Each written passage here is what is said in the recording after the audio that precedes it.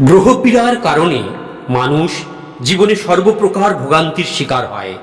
তাই নবগ্রহ প্রতিকার করা প্রত্যেক মানুষের উচিত। আর তার জন্যই এই চৈত্র নবরাত্রির 9 দিন আপনার কাছে সেই সুবর্ণ সুযোগ এনে দেবে। এর থেকে ভালো সময় আর হয় না। আগামী রবিবার 30শে মার্চ থেকে শুরু হবে চৈত্র নবরাত্রি। নবরাত্রির প্রথম দিনেই অর্থাৎ রবিবার দেবী দুর্গার প্রথম স্বরূপের পূজা হবে মা শৈলপুত্রী রূপে। শৈলপুত্রীর অর্থ পর্বতকন্যা।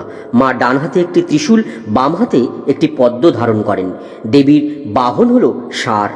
দেবী হলেন শক্তি এবং বিশুদ্ধতার প্রতীক। এই দিন স্নান করে শুদ্ধ বস্ত্রে মায়ের স্ক্রিনে দেওয়া মন্ত্র জপ করুন সাধ্য মতন, ন্যূনতম 21 বার। মাকে এই দিন কোনো সাদা ভোগ প্রসাদ নিবেদন করুন।